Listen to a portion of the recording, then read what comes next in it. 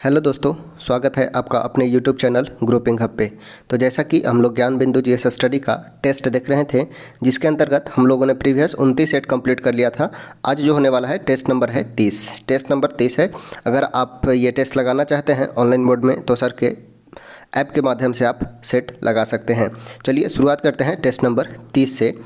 और इसके पहले आपके चैनल पे 29 सेट अपलोड कर दिया गया है। तो अगर आप चैनल पे पहली बार विजिट किए हैं तो प्लेलिस्ट बना हुआ है, प्लेलिस्ट से जाकर उसे देख सकते हैं।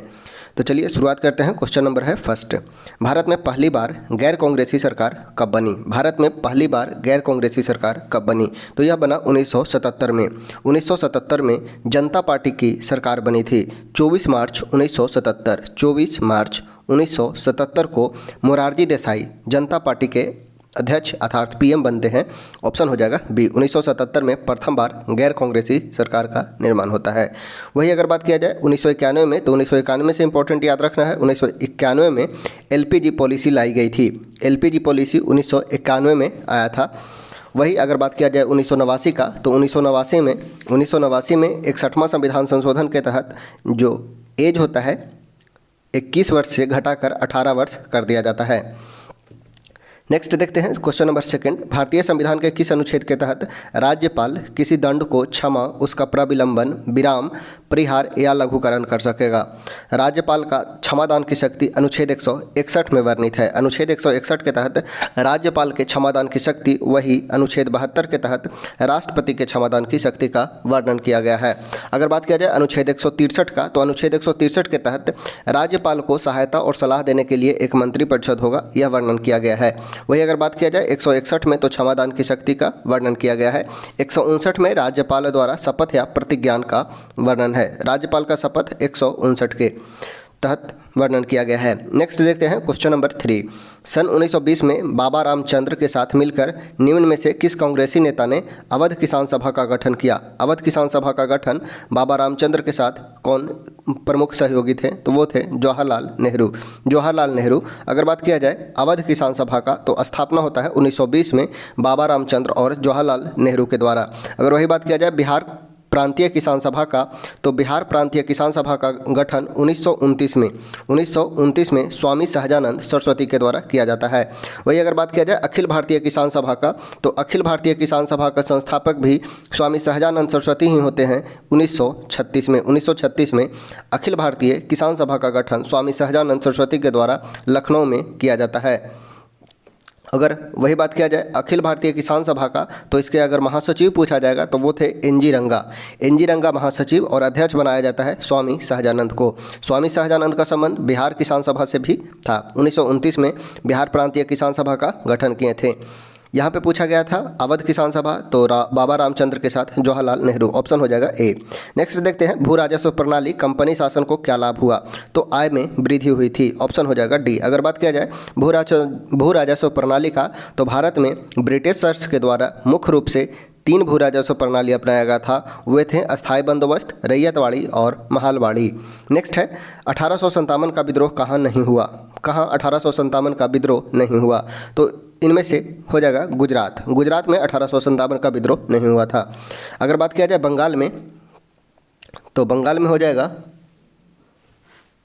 बंगाल से सबसे अधिक विद्रोह प्रस्फुटित हुए थे राजस्थान के औवा के राजकुमार थे।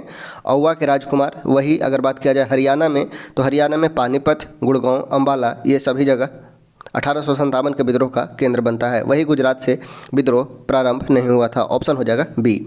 नेक्स्ट है कला के रूप में कथक नृत्य का विकास कब हुआ? कला के रूप में कथक नृत्य का विकास कब हुआ? तो यह हुआ था मुगल काल में। ऑप्शन हो जाएगा डी, मुगल काल में। मुगल काल में बात किया जाए अगर मुगल काल में, ऑप्शन हो जाएगा डी, मुगल काल में चित्रकला कथक नृत्य का बात किया गया है। कथक नृत्य यह हुआ था मुगल काल में। ऑप्शन हो जाएगा डी। नेक्स्ट है शून्य संपादने। शून्य संपादने किस संप्रदाय का मुख्य धार्मिक ग्रंथ है? शून्य संपादने यह है लिंगायत संप्रदाय का। ऑप्शन हो जाएगा ए। नेक्स्ट है हर्षवर्धन का समकालीन दक्षिणी भारतीय शासक कौन था? हर्षवर्धन के समय समकालीन दक्षिण भारतीय शासक था पुलकेशिन द्वितीय। पुलकेशिन द्वितीय। अगर बात किया जाए इसका प्रत्यक्ष प्रमाण का अगर बात किया जाए, तो पुलकेशिन द्वितीय का एहोल अभिलेख याद रखना है पुलकेशिन द्वितीय का एहोल अभिलेख का संबंध था। इसमें वर्णन किया गया है पुलकेशिन द्वितीय ने हर्षवर्धन को हराया था, एहोल अभिलेख। अगर बात किया जाए कृष्णदेव राय का, तो कृष्णदेव राय बाबर के समकालीन थे। कृष्णदेव राय का बात किया जाए तो ये बाबर के समकालीन थे। मुगल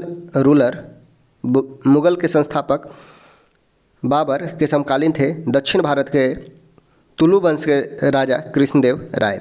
नेक्स्ट है कांग्रेस का कौन सा अधिवेशन गौ में आयोजित प्रथम अधिवेशन था। गौ में आयोजित प्रथम अधिवेशन यह 1937 का फैजपुर अधिवेशन था। 1937 का फैजपुर अधिवेशन जिसकी अध्यक्षता जवाहरलाल नेहरू के द्वारा किया जाता है। अगर बात किया जाए जवाहरलाल नेहरू का, तो इन्होंने 3 अधिवेशन 1929 और 36 और 37 अधिवेशन का अध्यक्षता किया। 1929, 36, 37 अधिवेशन की अध्यक्षता जवाहरलाल नेहरू के द्वारा किया जाता है। वही फैजपुर 1937 गाँव में होने वाला एकमात्र अधिवेशन था। अगर बात किया जाए बेलगांव, तो बेलगांव यह कर्नाटक में है और 1924 में महात्मा गांधी की अध्यक्षता में हुआ एकमात्र अधिवेशन था। बेलगांव कर्नाटक में और यह महात्मा गांधी के द्वारा अध्यक्षता किया जाता है। नेक्स्ट देखते हैं कुहासा किस प्रकार का मिश्रण है। कुहासा किस प्रकार के मिश्रण का प्रकार है, तो यह है एरोसोल का एग्जाम्पल। ऑप्शन हो जाएगा ए, एरोसोल का। नेक्स्ट है वित्त आयोग के सदस्य की योग्यता और उनके चयन की तरीके निर्धारित करने का अधिकार किसे है। बात किया गया है वित्त आयोग का, और उसके सदस्य की योग्यता एवं उनके चयन के तरीके निर्धारित करने का अधिकार संसद को होता है। ऑप्शन हो जाएगा बी। अगर बात किया जाए वित्त आयोग का, तो इसका गठन 280 में, अनुच्छेद 280 में वित्त आयोग का गठन से संबंधित है, जिसमें एक सदस्य और एक अध्यक्ष और 4 अन्य सदस्य होते हैं। कार्यकाल अगर बात किया जाए तो 5 वर्ष इनका कार्यकाल होता है। अगर बात किया जाए प्रथम वित्त आयोग, तो प्रथम वित्त आयोग के अध्यक्ष थे केसी नियोगी, वही अभी वर्तमान वित्त आयोग के अध्यक्ष हैं। 16वें वित्त आयोग के अध्यक्ष हैं अरविंद पनगड़िया। 16वें वित्त आयोग के अध्यक्ष है अरविंद पनगड़िया। वित्त आयोग का गठन 280 में वर्णन किया गया है। नेक्स्ट है इक्वाडोर की राजधानी कहाँ है, तो इक्वाडोर की राजधानी है क्वेटो। इक्वाडोर की राजधानी है क्वेटो। अगर बात किया जाए बेलग्रेड, तो सर्बिया की राजधानी है बेलग्रेड। सर्बिया की राजधानी है बेलग्रेड। वही अगर बात किया जाए ब्राज़ील का राजधानी है ब्राज़ीलिया। ब्राज़ील का राजधानी है ब्राज़ीलिया। हवाना, तो यह है क्यूबा का राजधानी। क्यूबा का राजधानी है हवाना। यहाँ पे पूछा गया था इक्वाडोर का राजधानी, यह है क्वेटो। ऑप्शन हो जाएगा सी। नेक्स्ट है भारत में वर्षा किस पर निर्भर करती है। भारत में वर्षा इनमें से किस पर निर्भर करती है, तो समुद्र से दूरी, पर्वतीय रूपरेखा, अक्षांशीय और देशांतरीय स्थिति, ये तीनों पे डिपेंड करता है। समुद्र से दूरी, पर्वतीय रूपरेखा, अक्षांशीय और देशांतरीय स्थिति। ऑप्शन हो जाएगा डी। नेक्स्ट है अभ्यास होपेक्स। अभ्यास होपेक्स का आयोजन भारत और किस देश के वायुसेना के बीच होता है। होपेक्स यह भारत और मिस्र के बीच होता है। भारत और मिस्र के बीच अन्य अभ्यास का बात किया जाए तो एक याद रखना है साइक्लोन भारत और मिस्र के बीच, तथा होपेक्स भारत और मिस्र के बीच होता है। अगर बात किया जाए अमेरिका के बीच, तो टाइगर ट्रम्प और तर्कस अमेरिका के बीच होता है। उज्बेकिस्तान की बात किया जाए तो डस्लिक युद्ध अभ्यास उज्बेकिस्तान के बीच होता है।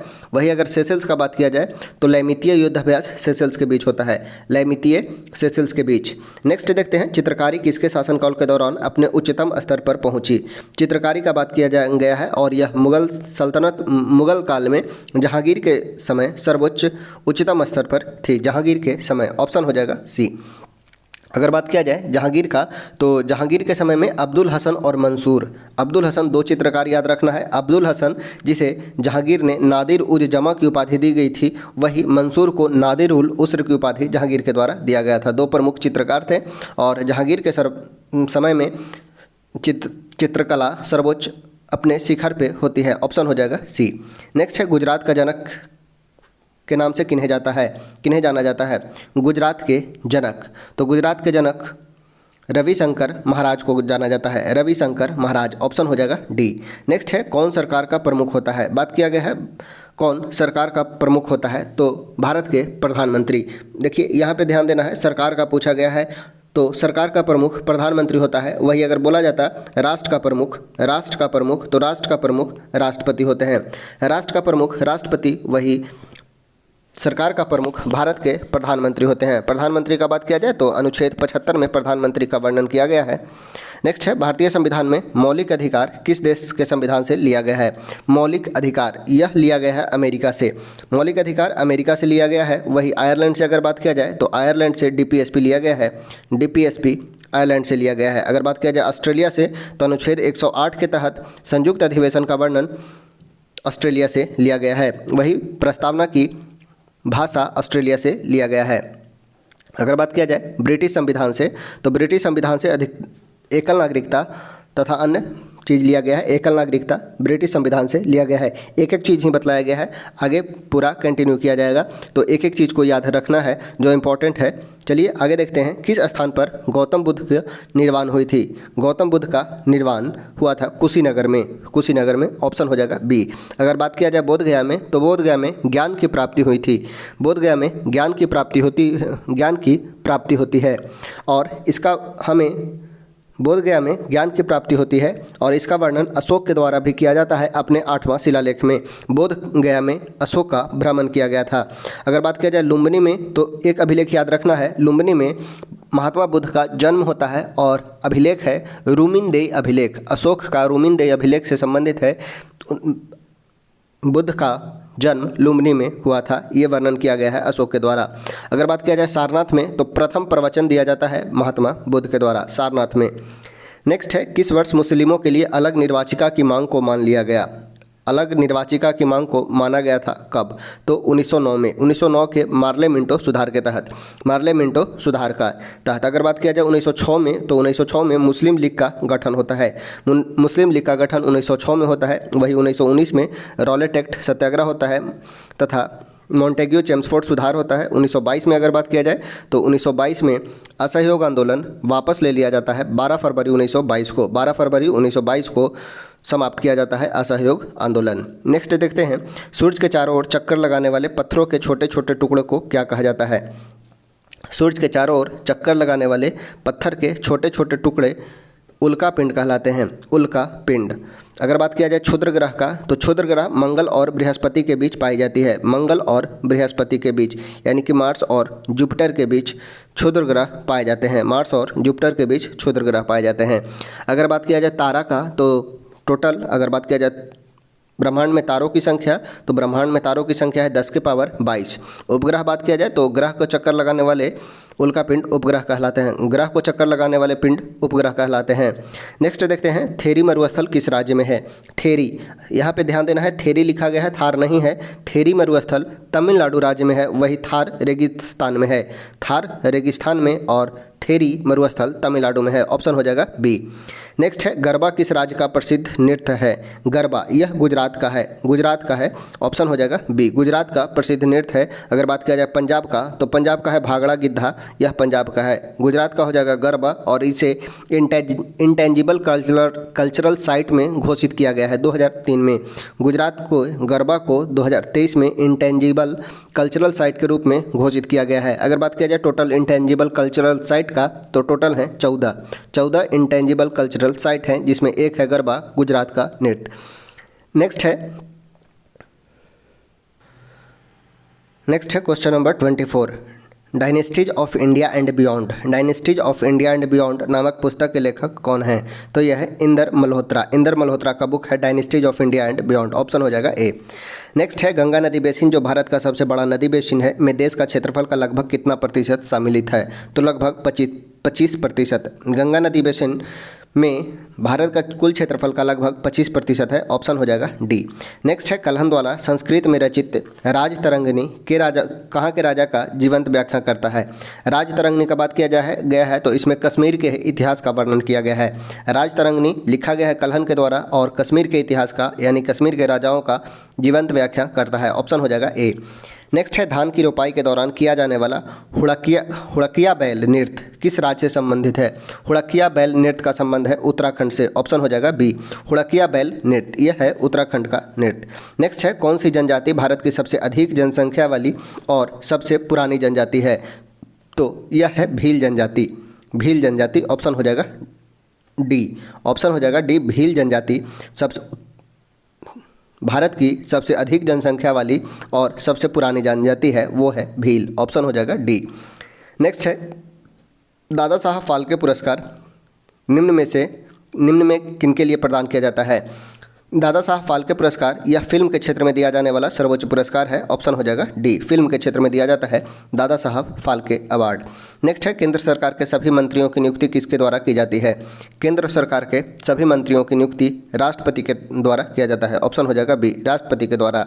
सिखों के तीसरे गुरु कौन थे? सिखों के तीसरे गुरु का बात किया गया है तो ये थे गुरु अमरदास। ऑप्शन हो जाएगा डी, गुरु अमरदास। अगर बात किया जाए प्रथम गुरु तो गुरु नानक प्रथम गुरु, वही अंगद दूसरे गुरु होते हैं, अमरदास तीसरे गुरु और अर्जुन देव पाँचवें गुरु। अगर गोविंद सिंह का बात किया जाए तो 10वें गुरु। गोविंद सिंह ये 10वें गुरु थे। अर्जुन देव बात किया जाए तो 5वें गुरु। रामदास यानी कि चौथे गुरु हैं गुरु रामदास। याद रखने का कुछ लॉजिक लगाएंगे। देखिए, गुरु नानक जो थे प्रथम गुरु थे, वही अगर बात किया जाए द्वितीय तो अंगद द्वितीय गुरु, नानक, अंगद। तीसरा का बात किया जाए तो अमर, जो अमर है 3 वर्ड यूज किया गया है तो अमरदास हो जाएगा, वही रामदास। अगर बात किया जाए राम तो राम 4 भाई थे तो ये हो जाएंगे चौथे गुरु। और अर्जुन पांडव 5 भाई थे तो यहाँ से याद रख लेना है 5वें गुरु। नेक्स्ट है, भारत के उपराष्ट्रपति को किसके द्वारा चुना जाता है? भारत के उपराष्ट्रपति को राज्यसभा और लोकसभा के दोनों सदस्यों द्वारा चुना जाता है। राज्यसभा और लोकसभा दोनों के सदस्यों द्वारा चुना जाता है। ऑप्शन हो जाएगा ए।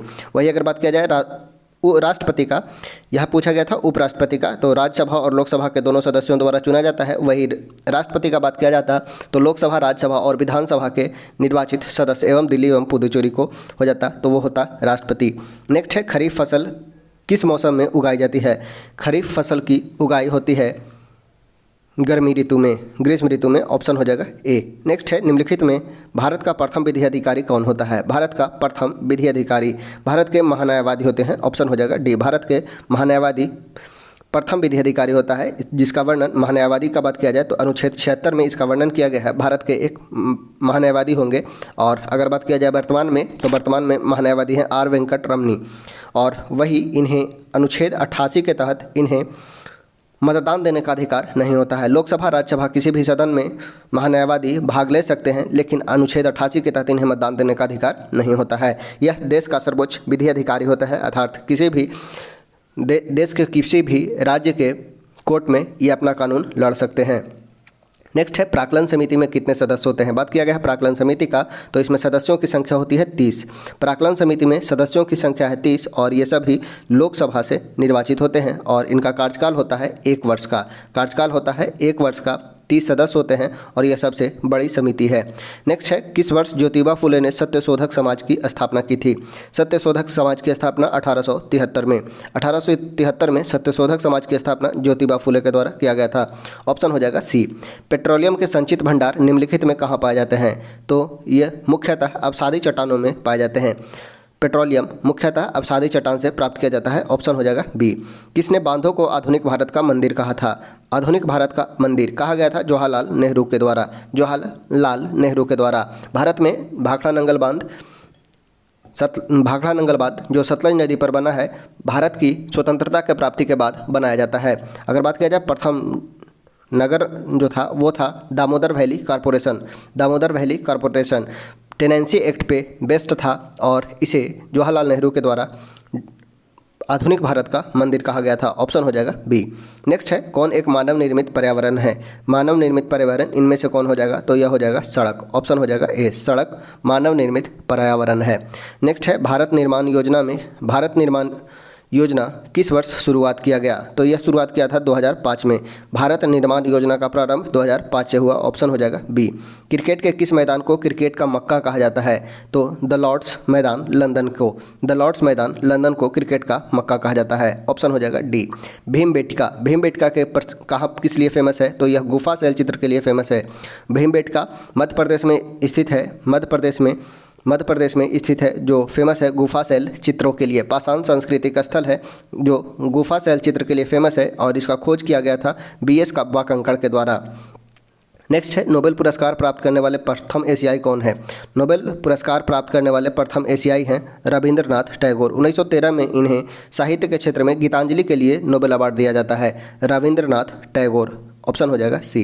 नेक्स्ट है निम्नलिखित पुस्तक में कौन सी पुस्तक मुंशी प्रेमचंद्र द्वारा नहीं है। बात किया जाए मुंशी प्रेमचंद्र का तो इनके द्वारा रचित प्रमुख पुस्तक गोदान, गबन, कर्मभूमि, रंगभूमि आदि है। गोदान, गबन, कर्मभूमि, रंगभूमि। गाइड का बात किया जाए तो ये लिखा गया है मुल्कराज आनंद के द्वारा, मुल्कराज आनंद के द्वारा। ऑप्शन हो जाएगा सी। खाद्य और कृषि संगठन यानी कि FAO food and agricultural organisation का मुख्यालय है रोम, FAO का मुख्यालय है रोम। ऑप्शन हो जाएगा सी। नेक्स्ट है अल्ट्रावायलेट किरण द्वारा चिकित्सा की खोज किसने की। अल्ट्रावायलेट किरण द्वारा चिकित्सा की खोज फिनसेन के द्वारा किया गया था, फिनसेन। ऑप्शन हो जाएगा ए। कौन अनुवांशिक विकार है, इनमें से कौन अनुवांशिक विकार है तो हीमोफीलिया, सिकल सेल एनीमिया और थैलीसीमिया। ऑप्शन हो जाएगा सी। हीमोफीलिया, सिकल सेल एनीमिया और थैलीसीमिया ये सभी अनुवांशिक रोग हैं। ऑप्शन हो जाएगा सी। नेक्स्ट है ध्वनि तरंग संपीड़न एवं विरलन के रूप में वायु स्तंभ से गुजर रही है। ध्वनि तरंगें स्पिंडन एवं विरलनों के रूप में वायु स्तंभ से गुजर रही है। क्रमागत स्पिंडन एवं विरलनों में क्या होगा तो ऊष्मा का स्थानांतरण नहीं होता है, ऊष्मा का स्थानांतरण नहीं होता है। ऑप्शन हो जाएगा डी।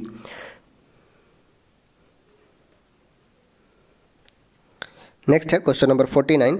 सबसे आदि स्तनी कौन है तो यह हो जाएगा एकिडना। सबसे आदि स्तनी एकिडना। सबसे बड़ा स्थलीय जंतु का बात किया जाए तो यह हो जाएगा हाथी, सबसे बड़ा स्थलीय जंतु हाथी। सर्वाधिक बड़ा जीवित सरीसृप तो यह हो जाएगा टर्टल, सबसे बड़ा जीवित सरीसृप टर्टल। सबसे आदि आर्थ्रोपोडा तो यह हो जाएगा पेरीपेटस, सबसे बड़ा आर्थ्रोपोडा यह हो जाएगा पेरीपेटस। तो ऑप्शन हो जाएगा 4, 3, 1, 2। Option number A 4, 3, 1, 2। नेक्स्ट है क्वेश्चन नंबर है 50। वंशागत का जीन मत किस वैज्ञानिक ने प्रतिपादित किया था। वंशागति का जीन मत किस वैज्ञानिक ने प्रतिपादन किया था तो यह किया गया था TH मॉर्गन के द्वारा। ऑप्शन हो जाएगा सी, TH मॉर्गन। नेक्स्ट है नाभिकीय रिएक्टर में नियंत्रक छड़ यानी कंट्रोल रोड किसका बना होता है। कंट्रोल रोड बना होता है कैडमियम का, कंट्रोल रोड कैडमियम का बना होता है। ऑप्शन हो जाएगा सी। नेक्स्ट है बकरी का प्रमुख नस्ल इनमें से कौन है।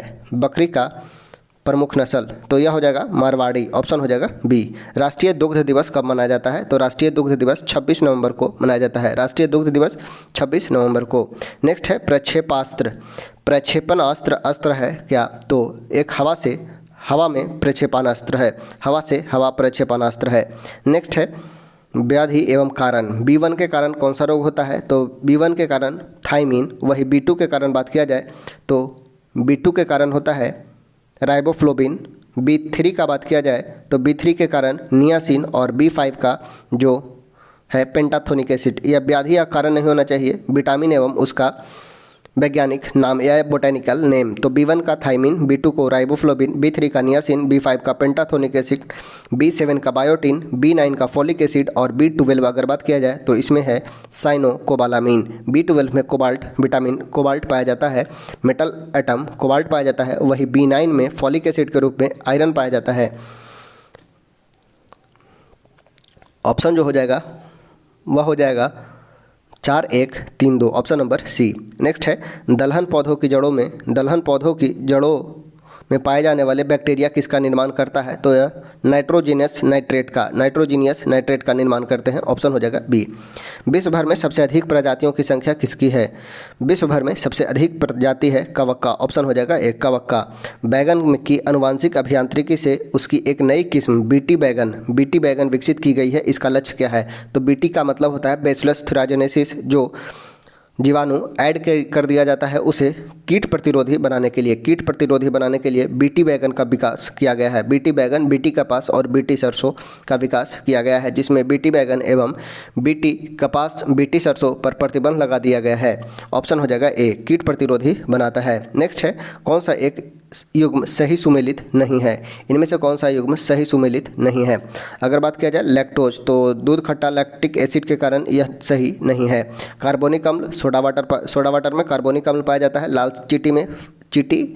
चींटी में फॉर्मिक अम्ल, अंगूर के रस में टॉर्टेरिक अम्ल। ऑप्शन हो जाएगा ए, यह सुमेलित नहीं है। नेक्स्ट है 7.5 ग्राम पोटेशियम नाइट्रेट यानी कि KNO3 को गर्म करने पर मुक्त ऑक्सीजन की मात्रा क्या होगा तो यह होगा 1.188 ग्राम। ऑप्शन हो जाएगा बी। नेक्स्ट है हैलोजन में कितने ठोस तरल और गैस होते हैं तो 2 ठोस 1 तरल और 2 ठोस 2 गैस 1 तरल और 2 ठोस होते हैं। 2 ठोस 1 तरल 2 गैस। ऑप्शन हो जाएगा बी। निम्नलिखित में से सही कथन का चयन करना है। एस्केडियम सबसे हल्की धातु है, नहीं। सबसे हल्की धातु का बात किया जाए तो वह है लिथियम। कॉपर, ऑरम और अस्टेटम मुद्रा धातु है, नहीं। Sc, Fr, Hg, Ga और Br तरल लिक्विड तत्व होते हैं, यह भी गलत है। सही हो जाएगा हीलियम में आयनीकरण की क्षमता अधिकतम होती है। हीलियम में आयनीकरण की क्षमता अधिकतम होती है। ऑप्शन हो जाएगा डी। नेक्स्ट है कौन सी नोबेल गैस नहीं है, तो यह हो जाएगा क्लोरीन। क्लोरीन नोबेल गैस के अंतर्गत नहीं आता है। हीलियम, नियन, आर्गन, क्रिप्टन, जेनॉन ये सभी नोबेल गैस है। अगर बात किया जाए क्लोरीन तो इसका यूज जल को शुद्ध करने में किया जाता है। नेक्स्ट है निम्न में से किस हार्मोन का बंद होना तुरंत मासिक चक्र का कारण होता है। किस हार्मोन का बंद होना तुरंत मासिक चक्र का कारण होता है, तो यह है progesterone hormone. Progesterone hormone option हो जाएगा सी। निम्न में से आघातवर्धनीय धातु कौन सी है। आघातवर्धनीय धातु यह हो जाएगा गोल्ड। ऑप्शन हो जाएगा बी। किस समूह के चारों जंतु शिशुओं को जन्म देते हैं। शिशु को जन्म देने वाले 4 समूह इनमें से कौन है, तो यह हो जाएगा कंगारू, हेजगोंग यानी कि जंगली चूहा, डॉल्फिन और लोरिस। ऑप्शन हो जाएगा सी। कंगारू, हेजगोंग, डॉल्फिन, लोरिस। नेक्स्ट है गैसिपियम हर्सिटुम किसकी वनस्पति नाम है। गैसिपियम हर्सिटुम किसका वनस्पति नाम है, तो यह है गवार का। गवार ऑप्शन हो जाएगा ए।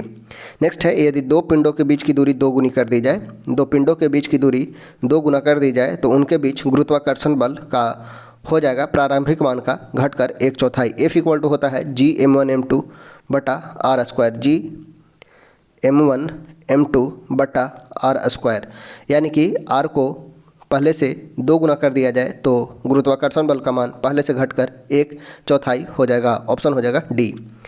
नेक्स्ट है द स्पिरिट ऑफ लॉज नामक रचना किसकी है, जिसमें विधायिका, कार्यपालिका और न्यायपालिका के बीच सत्ता विभाजन की बात की गई है, तो मोंटेस्क्यू का बुक है the spirit of laws. Montesquieu option हो जाएगा डी। रूस में कोल खोज क्या था। रूस में कोल खोज क्या था, तो यह था सामूहिक खेती। ऑप्शन हो जाएगा बी, सामूहिक खेती। नेक्स्ट है फ्रैंकफर्ट का संविधान कब लागू हुआ। फ्रैंकफर्ट का संविधान कब लागू हुआ, तो 1871 में। फ्रैंकफर्ट में संविधान लागू हुआ था 1871 में। ऑप्शन हो जाएगा डी। बिहार में गंगा की उत्तरी सहायक नदियों में सबसे लंबी सहायक नदी कौन है, तो यह है कोसी। बिहार में गंगा की उत्तरी सहायक नदियों में सबसे लंबी सहायक नदी है कोसी। ऑप्शन हो जाएगा ए। मध्यकाल में पटना का नवनिर्माण करवाया था किसने, तो शेरशाह ने। शेरशाह के द्वारा पटना का नवनिर्माण किया गया था 1541 में। 1541 में। ऑप्शन हो जाएगा सी। बिहार के लिए सर्वाधिक प्राचीन साहित्यिक स्रोत कौन से हैं। बिहार के लिए सर्वाधिक प्राचीनतम स्रोत है अथर्ववेद। ऑप्शन हो जाएगा ए। भारत सरकार की राजकोषीय नीति निम्न में से कौन सा एक उद्देश्य नहीं है। राजकोषीय नीति का निम्न में से कौन सा उद्देश्य नहीं है, तो अंतर्राज्यीय व्यापार का नियमन। अंतर्राज्यीय व्यापार का नियमन राजकोषीय नीति का मुख्य उद्देश्य नहीं होता है। ऑप्शन हो जाएगा सी। नेक्स्ट है नेपानगर जिस उद्योग के लिए जाना जाता है वह है अखबारी कागज। नेपानगर फेमस है अखबारी कागज के लिए। किसने मानव विकास सूचकांक की संकल्पना का विकास किया था, तो महबूब उल हक के द्वारा 1990 में। महबूब उल हक। ऑप्शन हो जाएगा डी। नेक्स्ट है IMF के संबंध में अधोलिखित कथन पर विचार करें। IMF के बारे में बतलाना है, तो IMF की स्थापना 1944 में हुई थी एवं भारत इसका संस्थापक सदस्य रहा है। वर्तमान में इसके कुल 190 सदस्य है। इसका 190वां सदस्य देश अंडोरा रहा है। मुख्यालय वाशिंगटन DC है। तो IMF सदस्य देशों की आर्थिक और वित्तीय नीतियों पर निगरानी रखता है तथा साथ ही सदस्य देशों के भुगतान असंतुलन को दूर करने हेतु अल्पकालीन ऋण प्रदान करता है। पत्र, स्वर्ण, अंतर्राष्ट्रीय मुद्रा का विशेष आहरण अधिकार प्राप्त है। इनमें से ऑप्शन 2 और 3 सही हो जाएगा। बात किया जाए IMF और वर्ल्ड बैंक का स्थापना 1945 में होता है, 44 में नहीं। तो ऑप्शन हो जाएगा 2 और 3 सही है। 2 और 3। नेक्स्ट है भुगतान संतुलन को इस प्रकार परिभाषित किया जाता है। भुगतान संतुलन का परिभाषा एक देश के निवासीगण एवं शेष विश्व के बीच आर्थिक कार्य को पूरा ब्यौरा कहलाता है भुगतान संतुलन। ऑप्शन हो जाएगा डी। ट्राई किस क्षेत्र के नियामक संस्था है? ट्राई स्थापना होता है 1997 में, पूरा नाम है try telecom regulatory authority of India और यह संबंधित है दूरसंचार से। ऑप्शन हो जाएगा डी। मौद्रिक नीति का निर्माण भारत में कौन करता है?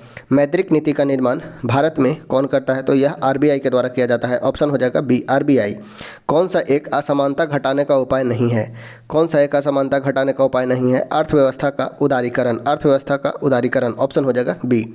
नेक्स्ट है उद्योगों के विकास और औद्योगिकरण की रणनीति किस योजना की अंग थी? और उद्योग के विकास और औद्योगिकरण की रणनीति यह था द्वितीय पंचवर्षीय योजना का अंग। ऑप्शन हो जाएगा बी। किसने धर्म शब्द को परिभाषित किया? धर्म शब्द का परिभाषा इमाइल दुर्खिम के द्वारा दिया गया था। ऑप्शन हो जाएगा डी। धर्म शब्द को परिभाषित किया इमाइल दुर्खिम ने। नेक्स्ट है मध्य प्रदेश में खजुराहो मंदिर वास्तुकला की किस शैली का उदाहरण है? तो यह है नागर शैली का उदाहरण। नागर शैली जो उत्तर भारत में प्रचलित था। वही अगर बात किया जाए द्रविड़ शैली तो यह दक्षिण भारत के मंदिरों में देखने को मिलता है। नेक्स्ट है असम में बिहू उत्सव वर्ष में कितना बार मनाया जाता है? यानी कि बिहू असम में कितना बार मनाया जाता है? तो 3 बिहू, कटी बिहू, भोगाली बिहू और एक अन्य बिहू है। ऑप्शन हो जाएगा सी। 3 बिहू मनाया जाता है। रेड डाटा बुक अथवा रेड लिस्ट से संबंधित संगठन है IUCN रेड डाटा जारी करता है। रेड डाटा बुक का संबंध IUCN रेड लिस्ट से है। ऑप्शन हो जाएगा बी। नेक्स्ट है दाचीग्राम राष्ट्रीय उद्यान किससे संबंधित है? तो इसका संबंध है कश्मीरी स्टैग से, जो जम्मू कश्मीर में स्थित है। दाचीग्राम राष्ट्रीय उद्यान हंगोल या कश्मीरी स्टैग से। नेक्स्ट है अंतरिक्ष अनुप्रयोग केंद्र स्पेस एप्लीकेशन सेंटर कहाँ स्थित है? तो यह स्थित है स्पेस एप्लीकेशन सेंटर अहमदाबाद में है। ऑप्शन हो जाएगा D. Space application centre Ahmedabad में। नेक्स्ट है माइक्रो प्रोसेसर की गति को किस रूप में मापा जाता है? माइक्रो प्रोसेसर की गति को मापने के लिए यूज किया जाता है मेगा स्पीड। ऑप्शन हो जाएगा बी।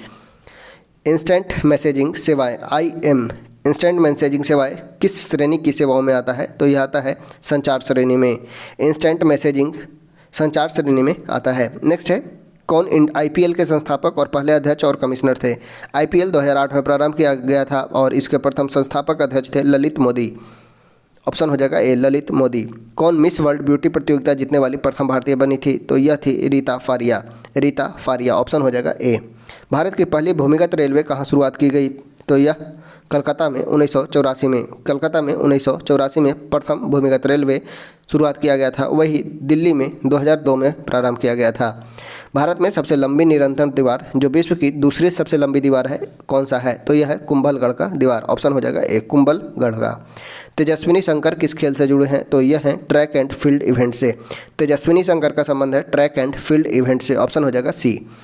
महात्मा गांधी द्वारा दीन बंधु की उपाधि किसे दी गई थी? तो CF एंड्रूज को। महात्मा गांधी के द्वारा CF एंड्रूज को दीन बंधु की उपाधि दी गई थी।